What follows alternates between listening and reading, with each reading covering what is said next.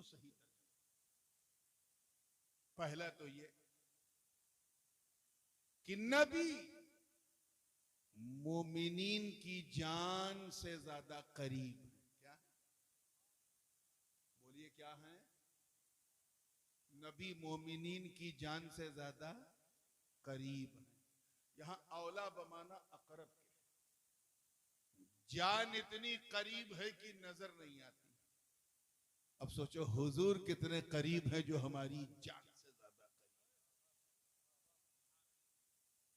हुजूर शेखुल इस्लाम फरमाते हैं कि जो मेरी जान से ज्यादा करीब है मुझसे, उन्हें मैं ढूंढ रहा हूं, मुझे हुआ क्या है। एक तर्जमा तो इसका ये है, ठीक है, कैच कर लिया आप लोगों ने। आइए एक दूसरा तर्जमा। नबी मोमिनीन की जान से ज्यादा प्यारे हैं, कीमती हैं, अहम हैं, बहुमूल्य हैं। जान इतनी कीमती होती है कि कोई किसी को देने को तैयार नहीं। अब सोचो हुजूर कितने महबूब हैं जो हमारी जान से ज्यादा महबूब। क्लियर हो गया? अब आइए एक तीसरा तर्जुमा भी जो बहुत ही राजिह। ज्यादातर जो उलमाए मुतसव्विफीन हैं और जो अरबाब तसव्वुफ और अरबाब सुलूक हैं, उन्होंने इसको तरजीह दी है, और वो ये है कि अन्नबिय्यु औला बिल मोमिनीन मिन अनफुसिहिम। नबी मोमिनीन की जान के मालिक।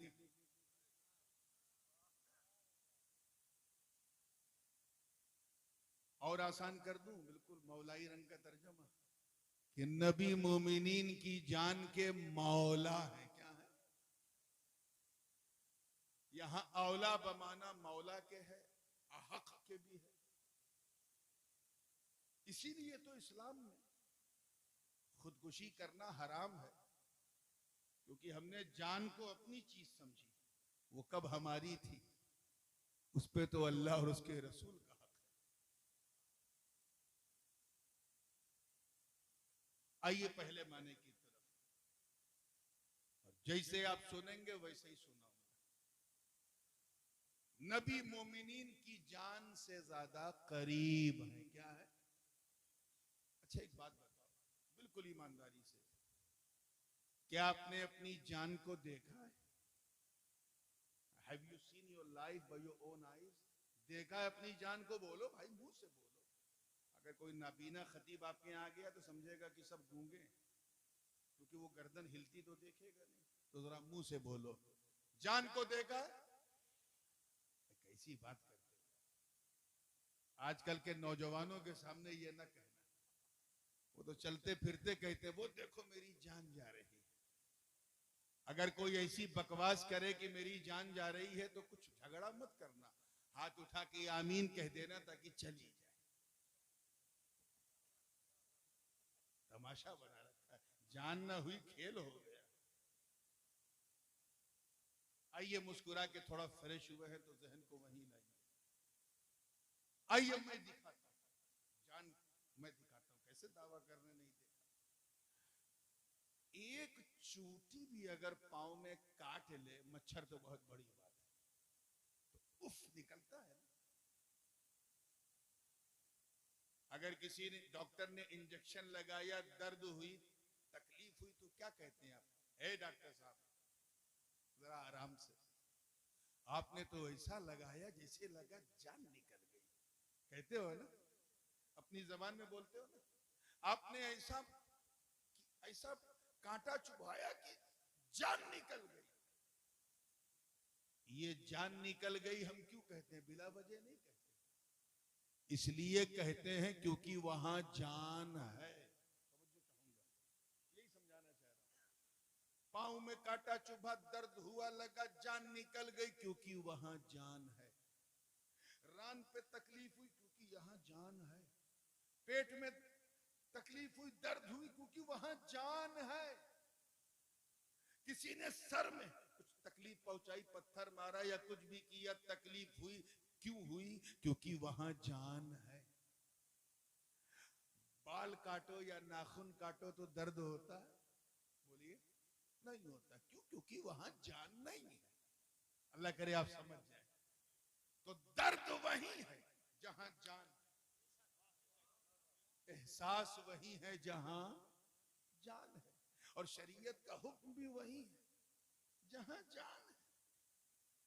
नाखून में दर्द नहीं क्योंकि बेजान है, बाल में दर्द नहीं बेजान है, कपड़ा कोई खींचेगा तो तकलीफ बेजान है।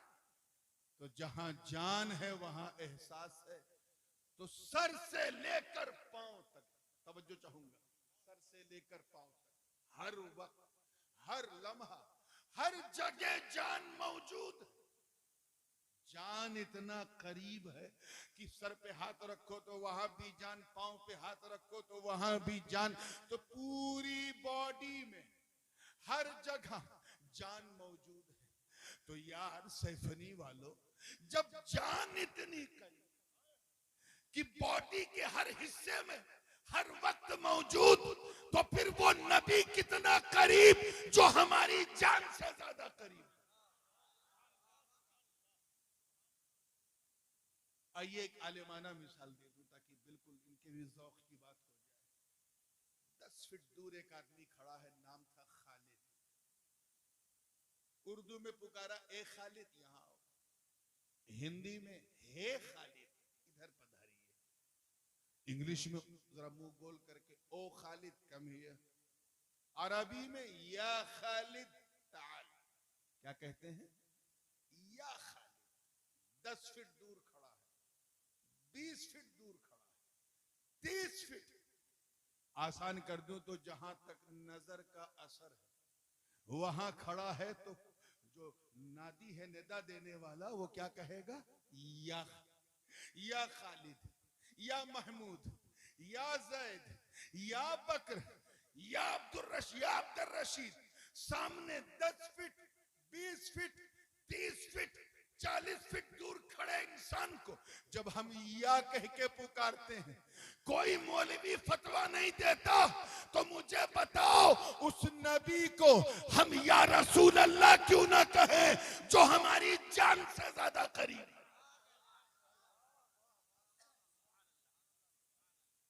जो मेरी जान से ज्यादा करीब हैं, उन्हें मैं ढूंढ रहा हूं, मुझे हुआ क्या? तवज्जो चाहूंगा। इसी गायते कुर्ब की वजह से, इसी गायते कुर्ब की वजह से हुजूर सल्लल्लाहु अलैहि वसल्लम के जिस्म का साया न था। क्या ना था? जो ना माने साया न था, समझ जाओ उसे कुछ आया न था। हाँ, मुस्कुराया करो, इस पे कोई टैक्स नहीं। कम से कम आपकी मुस्कान देख के मुझे ये तो अंदाजा होगा कि अच्छे दिन तो आने से रहे, अच्छी रात आज जरूर आ गई। और मुस्कुराइए क्योंकि आप सैफनी में हैं। अल्लाह ये मुस्कान आपके चेहरों पे सलामत रखे। बिल्कुल तवज्जो से सुनिएगा। मुजद्दिद अल्फसानी, इमाम रब्बानी हजरत शेख अहमद सरहंदी नक्शबंदी फारूकी रहमतुल्लाह ताला अलैह हुजूर के पैकरे बेसाया पर बड़ी प्यारी गुफ्तगू फरमाते हैं। दूसरी जिल्द मकतूबात में फरमाते हैं कि ला ज़िल्ला लहू, तवज्जो रहो, उनके जिस्म का साया न था। क्यों न था? क्योंकि एक चीज होती है लताफत और एक चीज होती है कसाफत। क्या? ये तो स्टेज वाले कैच कर लेंगे, मैं आपके लिए बताऊं। एक चीज है सॉफ्टनेस और एक है हार्डनेस। एक चीज है जो, अब हयूदा सूरत जिस्मिया तो आप समझेंगे नहीं इसलिए मैं ऐसी मिसाल देना चाह रहा हूं कि बिल्कुल एक चीज वो है जो दिख रही है, एक चीज वो है जो नहीं दिख रही, गैर मरई है ना। चलिए मैं एक मिसाल दे देता हूँ। बहुत सी चीजें ऐसी होती है जो मिसाल से ज्यादा क्लियर हो जाती है। मिसाल के तौर पे ये मुंह है, इसका एक खास हय्यिज़ तबई, एक मकान है, एक जगह है, फिक्स है। नाक के नीचे ठुड्डी के ऊपर दो गाल के बीच में क्या है? बोलिए यार, मुंह से बोलना है। मुंह है। अल्लाह का शुक्र है कि यहां मुंह है, अगर ना होता तो हम किसे अपना मुंह दिखाते? मैं आपसे बात कर रहा हूं तो ये आवाज कहां से निकल रही है? मुंह से निकल रही है। मुंह तो दिख रहा है, आवाज नहीं दिख रही। और आवाज इतनी लतीफ, इतनी लतीफ, इतनी लतीफ कि माइक और मुंह के बीच में है, लेकिन नजर, बोलिए, तो मुंह जो है वो कसीफ है और आवाज जो है वो लतीफ है। क्या है? मैं लताफत और कसाफत समझा रहा हूं। एक मिसाल और ले लीजिए। जैसे मैं आपको देख रहा हूं, तो क्या मेरी आंख निकल के वहां जा रही है? नहीं, आंख तो जहां है वहां है, फिक्स है। लेकिन इससे निकलने वाली नजर इतनी लतीफ कि जहां तक नजर, जहां तक असर है वहां तक नजर। आप मुझे देख रहे हैं, मैं आपको देख रहा हूं, ना मेरी आंख निकल के बाहर जा रही, ना आपकी आंख निकल के इधर आ रही, मगर एक दूसरे को आंख से निकलने वाली नजर के असर से देख रहे हैं। तो आंख कसीफ है, हार्ड है, नजर लतीफ है, सॉफ्ट है। तो समझ में आ गया ना लताफत और कसाफत? समझ में आ गया? ऐसे ही जिस्म का एक खास मकान होता है, उलमा जानते हैं, जो जिसमें हावी के सतह बातिन और जिसमें महवी के सतह जाहिर से ममास होता है। एक खास उसका हैज़ तबई है। जैसे मैं यहाँ बैठा हूँ, एक बात बताऊं, जो मैं इस वक्त पढ़ा रहा हूँ आपको, मदरसे में 12 बजे दिन में लोग नहीं समझते, आप 12 बजे रात में समझ रहे हैं। तवज्जो चाहूंगा।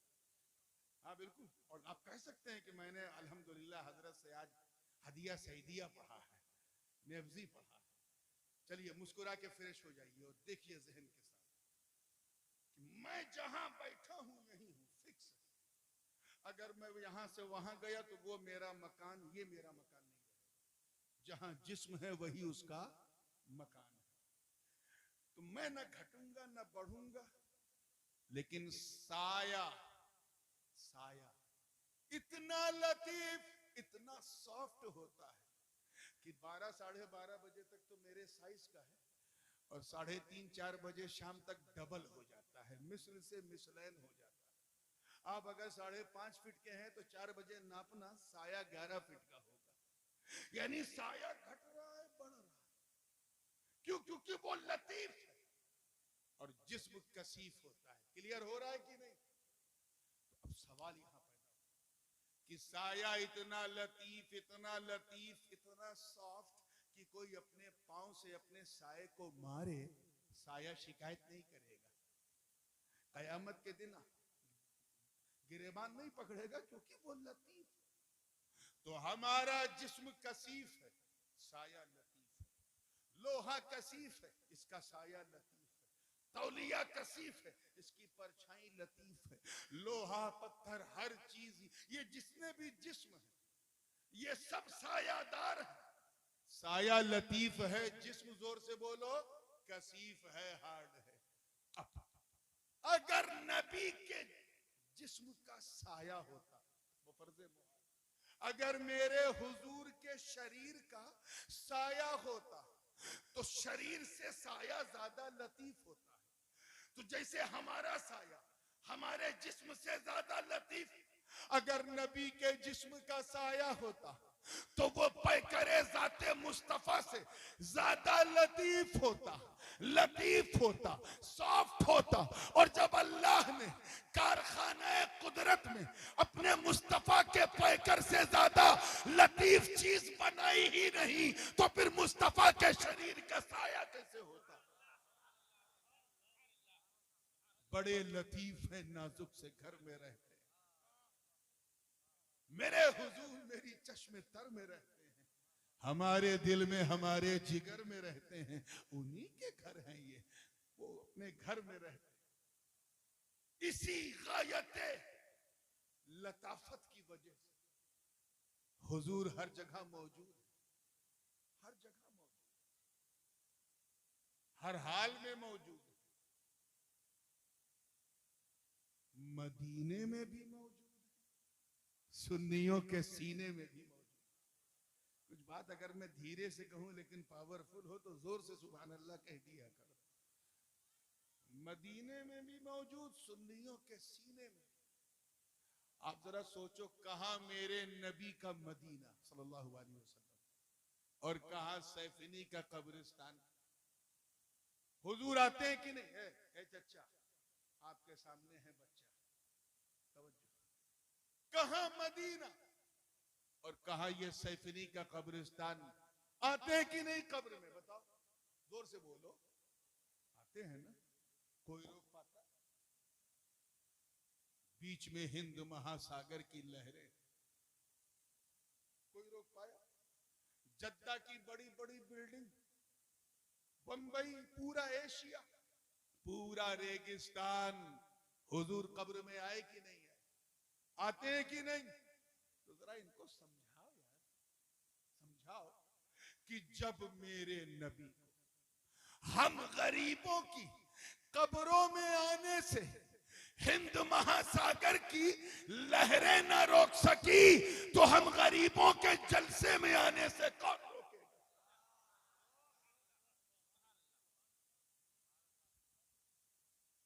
आप जरा सोचो, एक सहाबी रसूल का इंतकाल हुआ, सरकार दो आलम अलैहिस्सलाम ने जनाजे की नमाज पढ़ी, साथ में सहाबा भी हैं, अशरे मुबशरा भी हैं। दफन किया सहाबी को, हुजूर दफन करके गुजर गए। उधर नकीरैन की आमद हुई। हुजूर हजरत फारूक आजम और हजरत सिद्दीक अकबर के साथ साथ अपने घर की तरफ बढ़ चले। आधे रास्ते पे पहुंचे तो नकीरैन ने पहला सवाल सहाबी से किया, तेरा रब कौन है? सरकार अपने दरवाजे के करीब पहुंचे, तब तक दूसरा सवाल किया, तेरा दीन क्या है? सरकार बाबे जिब्राइल तक पहुंचे। इसके बाद तीसरा सवाल किया, मा कुंता तक़ूलु फी शअनी हाज़ा रजुल, इस मर्द के बारे में तुम क्या कहा करते थे? तवज्जो रहे, क्या कहा करते थे? अब जरा नबी की शान देखो कि उधर सहाबी अपनी कब्र में मुस्तफा को देख रहा है और उधर अबू बकर उमर अपनी झुरमुट में मुस्तफा को देख रहे हैं। वो इतने लतीफ हैं हर जगह, इसी गायत कुर्ब की वजह से अल्लाह ताला ने अपने महबूब को गवाह बनाकर भेजा। क्या बनाया? या अय्युहन नबिय्यु इन्ना अरसलनाका शाहिदन व मुबश्शिरन व नज़ीरा, ऐ छुपी बात बताने वाले, हमने आपको गवाह बनाकर भेजा। आला हजरत फाजिल बरेलवी रहमतुल्लाह ताला अलैह ने तर्जुमा किया कि ऐ गैब की खबर देने वाले, हमने आपको हाजिर व नाजिर बनाकर भेजा। और मेरे दादा हुजूर मुहद्दिस आज़म हिंद ने तर्जुमा किया, ऐ छुपी बात बताने वाले, हमने आपको गवाह बनाकर भेजा। कुछ लोग दोनों तर्जुमे में फर्क समझते हैं, फर्क नहीं है, तेरे समझने में फर्क है। कान चाहे यहां से पकड़ो चाहे घुमा के पकड़ो, बात एक ही है। हमें जो गवाह होता है वो हाजिर भी होता है, नाजिर भी होता है। कचहरी के अंदर मुकदमा चल रहा है 302 का, गवाह को बुलाया गया, पूछा गया, हाँ बताओ, मौके वारदात पे तुम हाजिर थे? जब ये बंदूक चली तुम थे? उसने हाथ जोड़ के कहा, माई बाप माफ करना, मैं 5 मिनट लेट पहुंचा। गवाही मानी जाएगी? जोर से बोलो। उल्टा अदालत को गुमराह करने का मुकदमा उस गवाह पे लग जाएगा कि जब तूने देखा ही नहीं तो आया क्यों? प्रॉब्लम क्या था? वो मौके वारदात पे हाजिर नहीं था। अच्छा, एक गवाह आधा घंटा पहले से हाजिर था, उसी के सामने बंदूक निकली, उसी के सामने गोली चली, उसी के सामने जान निकली, उसी के सामने एम्बुलेंस आई, उसी के सामने रखा गया, सब कुछ उसके सामने हुआ, बट ही वॉज ब्लाइंड, अंधा था, नाबीना था। गवाही मानी जाएगी अंधे की? हाजिर तो है, नाजिर नहीं है। तवज्जो चाहूंगा, तो गवाह का हाजिर और नाजिर होना जरूरी। ए महबूब, आप गवाह, इसीलिए तो हमने आपको हाजिर और नाजिर बनाकर भेजा। आने वाला है रमजान, 29 रमजान को तो क्या हाल होता है सभी जानते हैं। खैर जो लोग रोजा रखते हैं वो तो कारी साहब आपको तो ज्यादा तजुर्बा होगा, वो तो मैसूर से आ जाते थे, वो मंजर यहाँ देखते थे। जो जो लोग रोजा रखते हैं वो तो हाथ उठा के दुआ करते हैं कि ए अल्लाह एक दिन और दे दे, मेरे मौला एक दिन और दे दे, एक दिन और। फिर 11 महीने बाद रमजान आएगा। और जो लोग छुप छुप के खाने वाले थे, 4 ही बजे से मस्जिद के मीनारे पे खड़ा है, चांद दिख जाए, चांद दिख जाए। इमाम साहब की नजर पड़ी का उतर बदबख्त, चाय से ज्यादा केतली गरम, छुप छुप के खाता पीता था बदबख्त। का हुजूर माफ कीजिएगा, मैंने सोचा छुप छुप के 29 दिन खाया था, अब जरा चांद निकल जाए तो सैफनी के बाजार में सीना तान के खाऊं, एक तो चोरी ऊपर से सीना जोरी। खैर चांद नहीं हुआ, इत्तला ही नहीं हुआ। कारी साहब भी मौलाना साहब भी मायूस हुए, हो जाता तो अच्छा था, कम से कम एक तरावी बच जाती। फिर एक इशा के बाद 20 रकअत करता, क्या ना करता 7 बजे, क्योंकि ईद के लिए 2 गवाह शर्तें, 2 गवाह हजरत ऐलान कर दीजिए, चांद हो गया। हाय हाय हाय, इमाम साहब खुश, देर हुई लेकिन अंधेर नहीं। हाँ बेटा बताओ कहां देखा तुमने? तो हुजूर देखा नहीं, मैंने सुना है। सारा मूड खराब हो गया। आधे घंटे बाद फिर 2 गवाह है, सब कुछ सुन्नत उन्नत सब है, आए का हुजूर ऐलान कर दीजिए चांद हो गया। इमाम साहब ने देखा, चलो अच्छा ईशा से पहले आया। हाँ बताओ कब कहां देखा? तो वो मेरा भाई सऊदीया में रहता है, उसने वहां से खबर की है कि वहां हो गया, मैंने सिर्फ सुना। फिर मूड खराब हो गया, अल्लाह क्या मैं सुनने बैठा? इसी बीच ईशा का वक्त हो गया। ईशा की नमाज के बाद भी मौलाना ने गर्दन घुमाया, शायद कोई दिख जाए तो तरावी अभी भी बच सकती है, लेकिन नहीं, तरावी हो गई। फिर सुनने वाले आ रहे हैं, सुनने वाले आ रहे हैं, सुनने वाले आ रहे हैं, 10 बज गया। अहले सुन्नत की मस्जिदों में अजान देने वाले लोग उस तब अजान देने के काबिल समझे जाते हैं जब चलने के लिए हाथ में डंडा आ जाए। जबकि सच्ची बात यह है कि हुजूर ने फरमाया कि अगर मैं अपनी उम्मत पर जाहिर कर दूं कि अजान देने का सवाब कितना है, तो एक दूसरे पे सबकत करने के लिए कुछ भी कर ले, क़िताल तक कर ले। तुम बुढ़ापे का इंतजार करते हो, तो वही हाल था, मुअज्जिन का डंडा लेते हुए आए, कहा कि इमाम साहब अब सो जाइए, सब सुनने वाले आ रहे हैं, इजाजत दीजिए मैं मस्जिद का दरवाजा बंद करूं। इमाम साहब ने कहा देखो वो जवान थे, चचा आपको सोना हो तो सो जाओ, मैं इतनी जल्दी दरवाजा नहीं बंद करूंगा, शायद कोई देखने वाला आ। 10:30 बजे फिर 2 गवाह, सर पे सुन्नत सजाए हैं, चेहरे पे दाढ़ी रखाए हैं। इमाम साहब ऐलान कर दीजिए चांद हो गया। और इमाम साहब अंदर अंदर जले भुने बैठे, लगता है ये भी सुन के आ रहा है, तो पहले ही बोल दिया क्या तुमने भी सुना है? तो वो तो देख के आए, उन्होंने कहा नहीं हुजूर हम गवाह हैं, हमने देखा नहीं, हमने सुना नहीं, देखा है। अरे यकीन जानो यार, जैसे ही देखा का लफ्ज सुना, इमाम साहब इतना तेज उछले कि लगा छत से टकरा जाएंगे, और उसी वक्त तकबीर तशरीफ देने लगे, अल्लाहु अकबर अल्लाहु अकबर ला इलाहा इल्लल्लाह वल्लाहु अकबर अल्लाहु वलिल्लाहिल हम्द। माशाअल्लाह देखा है तो इधर आओ। बहुत प्यार लाड, चाय पानी बिस्कुट, इज्जत बढ़ गई क्योंकि देख के आया। उसके बाद फिर किताबुल काजी इलल काजी से पहले जो मराहिल तय करने पड़ते हैं काजी को, वो सब किया। सवालात किए, कब देखा है, कितना बड़ा देखा है, कितनी देर तक देखा है, मतला कैसा था, अब्र तो नहीं था, गुबार तो नहीं था, और ऐसा तो नहीं था, वैसा तो नहीं था।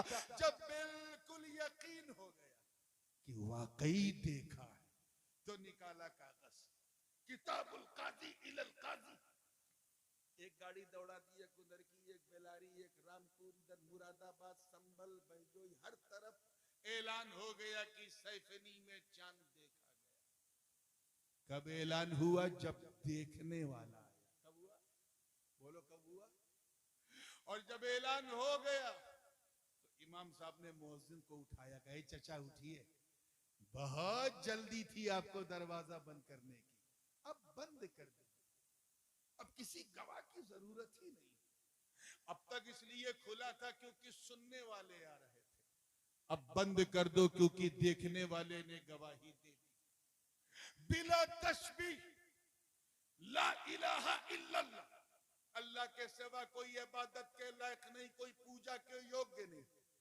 ये पैगाम रिसालत कि अल्लाह एक है, इसे लेके लगभग कमोबेश 1,24,000 अंबिया और मुरसलीन इस दुनिया में आए, सबने अल्लाह के एक होने की गवाही दी। आदम आए, अपनी कौम से कहा, ऐ लोगों कह दो ला इलाहा इल्लल्लाह। लोगों ने पूछा, ऐ आदम क्या आपने अल्लाह को देखा है? कहा नहीं, मैंने सुना है। नूह ने कहा मैंने सुना है। शीश ने कहा मैंने सुना है। इदरीस ने कहा मैंने सुना है। इब्राहिम ने कहा मैंने सुना है। इस्माइल ने कहा मैंने सुना है। इसहाक ने कहा मैंने सुना है। यूसुफ ने कहा मैंने सुना है। यसा ने कहा मैंने सुना है। इलियास ने कहा मैंने सुना है। शुएब ने कहा मैंने सुना है। जकरिया ने कहा मैंने सुना है। यहया ने कहा मैंने सुना है। लूत ने कहा मैंने सुना है। जनाब मूसा अपनी कौम बनी इसराइल में आए और कहा ऐ लोगों कह दो ला इलाहा इल्लल्लाह। लोगों ने कहा ऐ अल्लाह के कलीम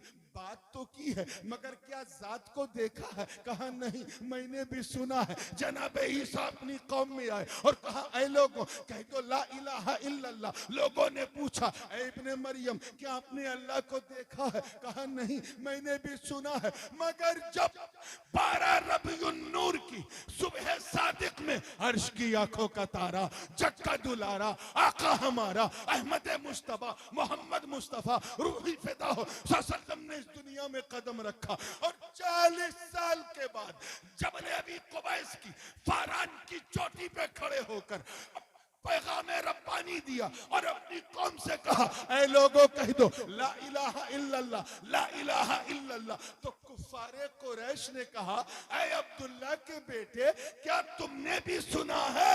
तो आका ने फरमाया नहीं, मैं गवाह हूं, मैंने सुना नहीं देखा है। नारे तकबीर, नारे रिसालत, अजमत मुस्तफा हजरत ताजुल उलमा, नारे तकबीर।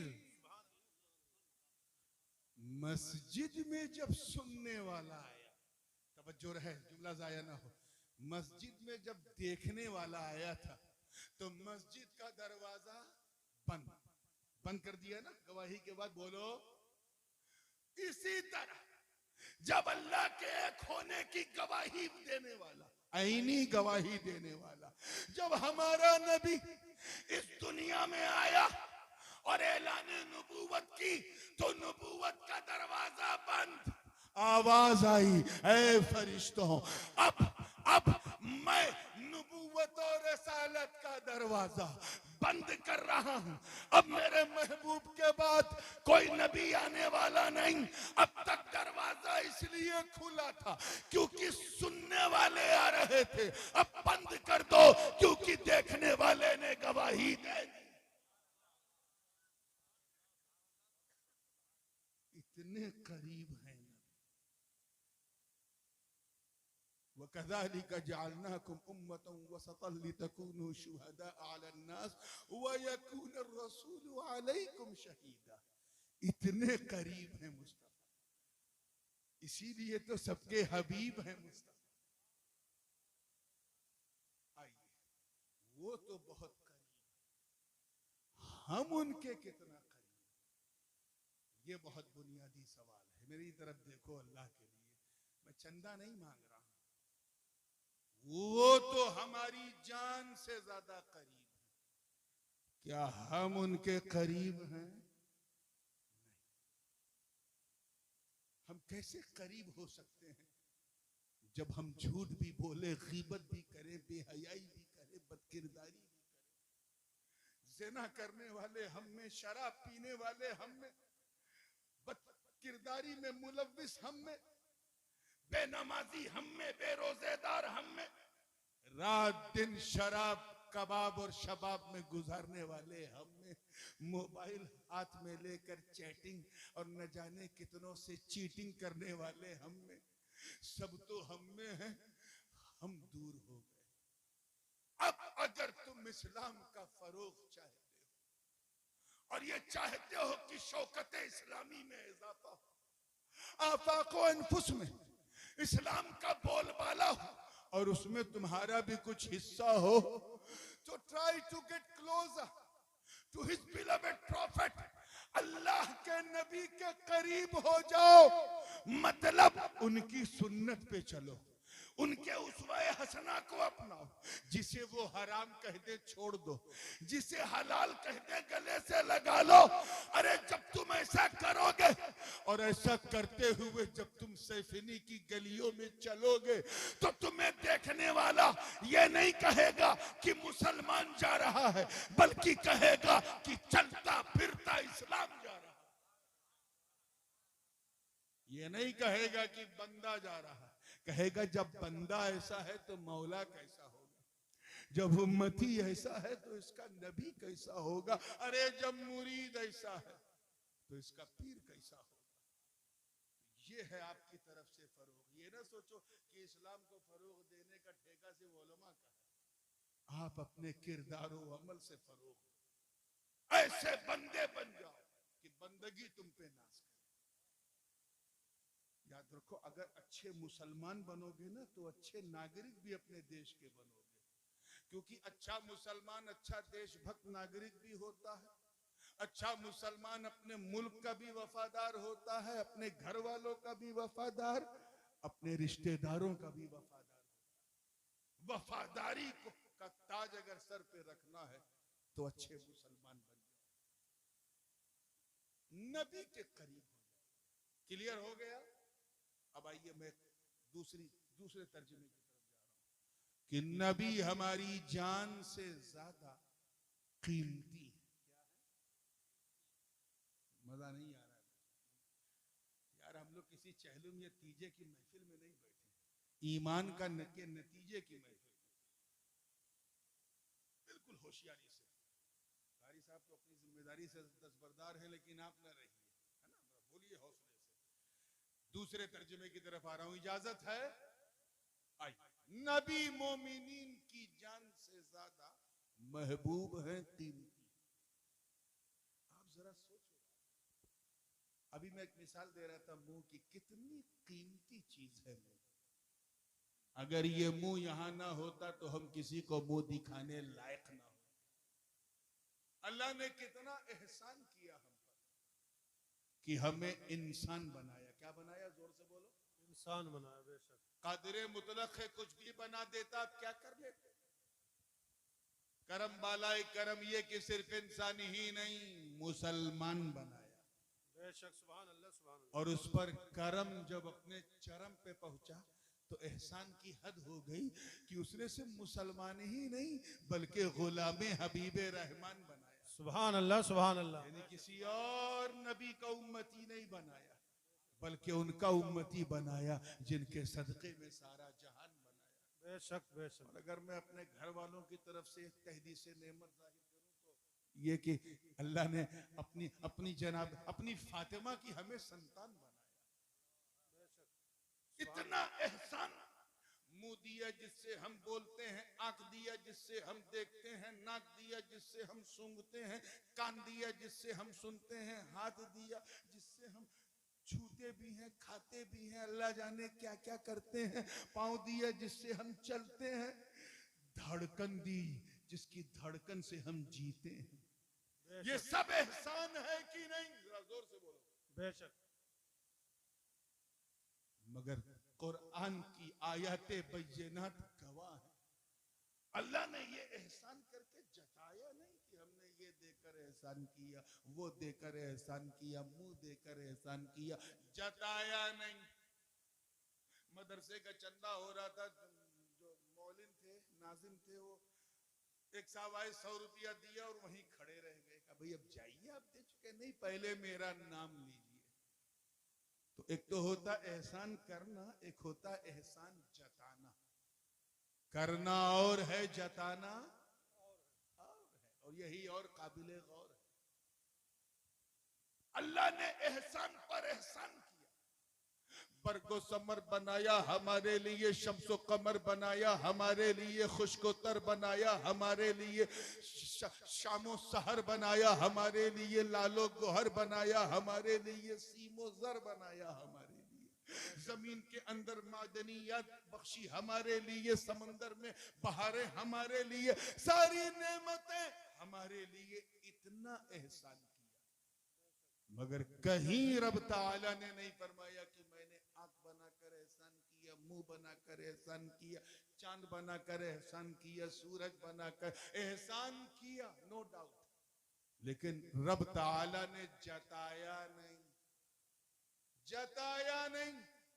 दिल बनाकर एहसान किया मगर जताया नहीं, जान दे के एहसान किया मगर, बोलिए, जताया नहीं। इधर वाले अभी आप फारिग नहीं हुए हैं, अभी अकल सालिम रख के आप भी बोल दीजिए, जताया नहीं है। तवज्जो चाहूंगा, फारिगुल बाल सब पूरी मुस्कुराए हैं, तो आइए इसी जुमले पर मैं चाहता हूं कि आप इसे ऐसा कैच कर लें कि सीना मदीना बन जाए। सब कुछ बनाया, एहसान किया, मगर एहसान जताया नहीं। और जब 12 रबीउन नूर को अपने महबूब को भेजा, एहसान किया मगर इस एहसान को छुपाया नहीं। बेशक बेशक। आए कैच करो, जता दिया। लक़द मन्नल्लाहु अलल मुमिनीन इज़ बअथ फ़ीहिम रसूलन मिन अनफुसिहिम, तहक़ीक़ कि अल्लाह ने एहसान किया मोमिनीन पर, जो उन्हीं में से एक रसूल को भेजा। सब कुछ बनाया, एहसान किया, जताया नहीं। नबी को भेजा, एहसान किया तो छुपाया नहीं। अरे दिल बनाकर एहसान नहीं जताया, जान बनाकर एहसान नहीं जताया, और महबूब को भेजकर एहसान जता दिया। हम समझ गए वजह यह है कि अल्लाह फरमा रहा है कि ये मेरे बंदो, मेरा नबी तेरे दिल से ज्यादा कीमती, तेरी जान से ज्यादा कीमती। बेशक। नारे तकबीर, नारे रिसालत, अजमत मुस्तफा हुजूर सैयद नूरानी मियां साहब क़िबला, नारे तकबीर। सुभान अल्लाह। कीमत का अंदाजा यहीं से लगा लो पूरी तवज्जो के साथ कि हिजरत की रात है, अनवारो तजल्लियात की बरसात है, अली का नबी का साथ है। अरे यार अब तो कह दो वल्लाह क्या बात है। बाहर 40-40 काफिरों की घात है। वाकया बहुत मशहूर है, वाकया निगारी मकसूद नहीं, सिर्फ टच करके आगे बढ़ूंगा कि नबी कितने कीमती हैं अंदाजा।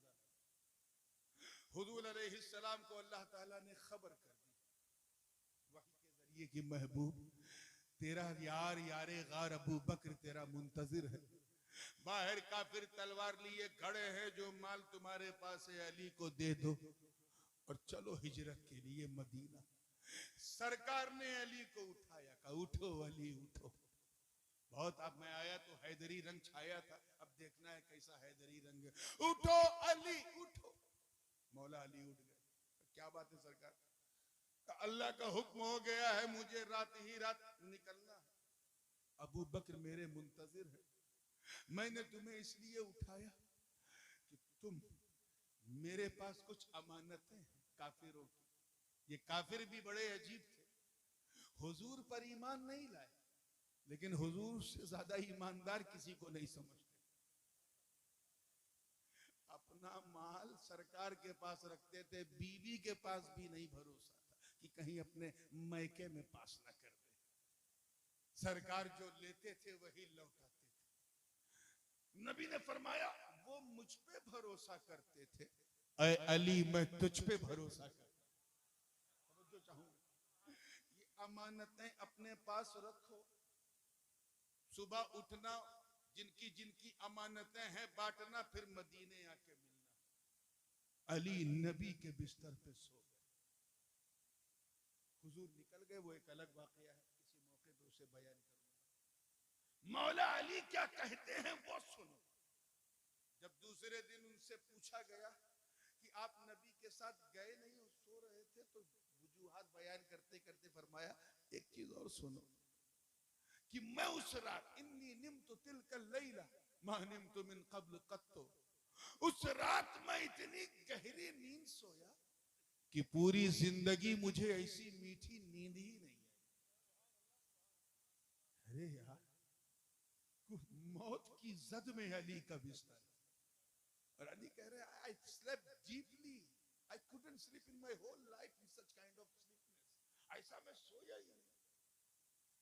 दो पुलिस वाले बेचारे अगर किसी के घर 2 बजे रात में दरवाजा खटखटा दे, चाहे बेचारे चाय ही पीने आए हो, जैसे ही वर्दी देखा चेहरे पे जर्दी आ जाती है। पुलिस आई तो क्यों आई, कैसे आई, मामला क्या है, 2 बजे आई। और अली की जुर्रत देखो, सैफनी वालों फरमाते हैं मैं इतनी गहरी नींद सोया कि कभी ऐसी नींद ही नहीं आई। पूछने वाले ने पूछा राज क्या है?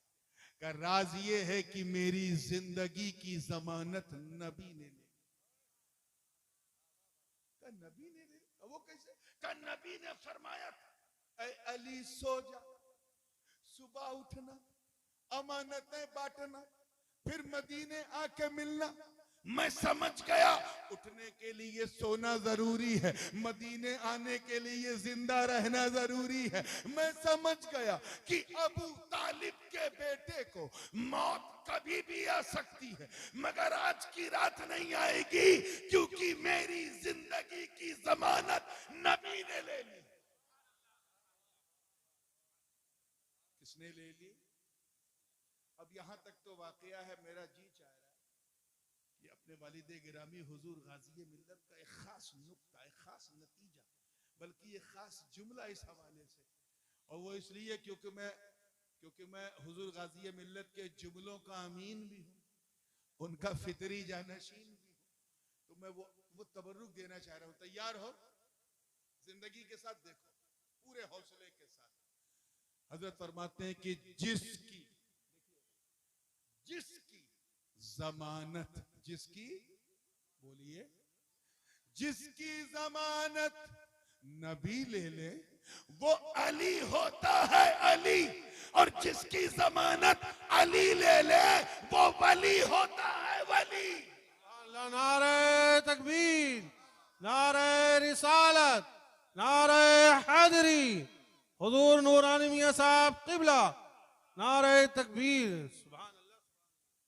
मगर यार इश्क अपनी जगह, अक्ल तो अय्यार है ना। अक्ल ने इश्क अली से पूछा, ऐ अली ये क्या गजब था, आप नबी के बिस्तर पे सोए थे, काफिरों ने आपको घेर लिया, आपको कुछ हो भी सकता था।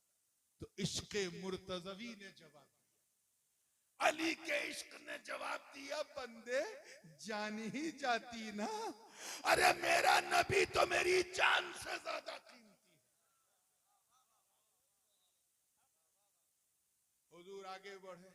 अब कई हदीसें हैं, सबका एक मजमून वाकया, बहुत तेजी से बात को समेट रहा हूं। जब गारे जबले सौर के नजदीक पहुंचे तो सरकार के कदमैन शरीफैन के निशान पत्थर पे पड़ रहे थे।